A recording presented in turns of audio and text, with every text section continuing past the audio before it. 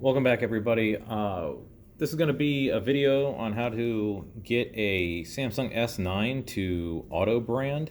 This Samsung S9 currently is an at&t version. We had a problem where we tried putting a Verizon SIM card, and I'll show you now. We're trying to put a Verizon SIM card into it and get service, and all it's doing in the top there is it's flipping, stays on everything, doesn't ever come up with the message to, make changes and put all the different apps and basically brand over to Verizon. This is an unlocked device, which is also why you're seeing it not ask for a PIN code or an unlock code as it is. So I'm just going to show you, thankfully, the original way of unbranding and then rebranding something. The sad part is it required you to download 2 large files. I figured out that it takes only one small file that you probably have to get back in the stock ROM, sadly. So you will have to download a stock ROM either for your current build number or for your something higher. So what I mean by the build number, if you go to settings, about phone, and then software information, your build information is right there for build number. And you'll see what I refer to as RG7, which is what the build is currently. You'll need to get download a Verizon stock ROM, and all you really need is the CSC file. So I've already got the Verizon stock ROM downloaded. I've been testing this to make sure everything was going to work properly,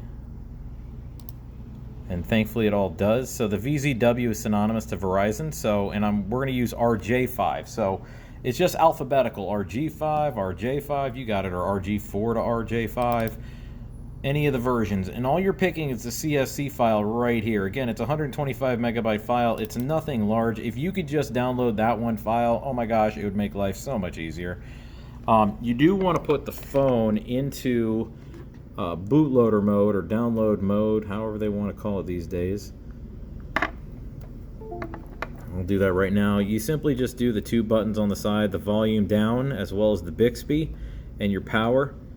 If you hold the 3 buttons down together, you'll get one blue screen that tells you basically to hit up on the volume key. Plug it back in. If you're using Odin for the first time, let your computer load up and wait for this COM to show up. Now, you're not going to see the same number COM, maybe COM 5 like mine.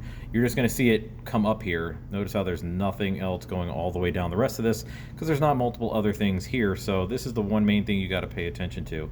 And then simply, once you've selected the file like I did in the CSC area under the VZW heading, all you do is you hit start.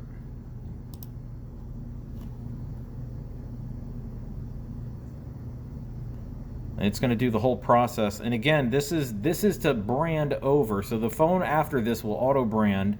It's something maybe in the Verizon CSC file here that does it. But whatever the reason as to why it works, it just works. It's literally what's fixing the problem. So Verizon's in there now. It does a little update. It does do recovery boot. So when it comes to this recovery mode, simply just go down to the cache partition, wipe it, wait for it to do its little stuff down there, wipe complete, and then reboot. Now don't put the Verizon SIM card or any SIM card in for that matter until you're ready once it gets up. It has to do one other little install update, and then it goes from there. And will work. So let it power on, let it show the original logo. Now this will work also for anybody else. So if you have an unlocked Sprint, you can probably do the same thing if it's not auto branding. T-Mobile's, Metro, Cricket, it don't matter whose it is.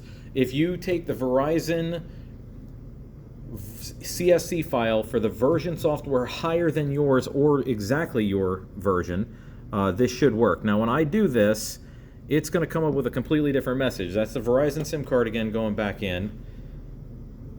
And there's the message you want to see. That's the auto branding. So SIM card changed. It would basically like to do a whole bunch of stuff for you based on your service stuff, your service provider. Now, I'm going to pop this one out again and show you that it's not just subject to Verizon. Even though Verizon was the main company we went after for their software, there's the Verizon card. I'm now going to put in a Metro PCS card Metro by T-Mobile. Get it turned on. So then we can see the same thing happen.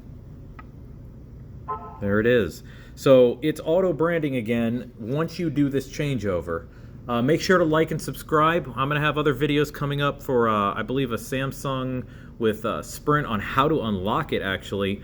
Again, this one was already pre-unlocked.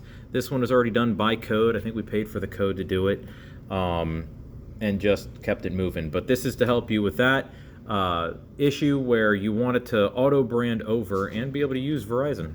Thanks.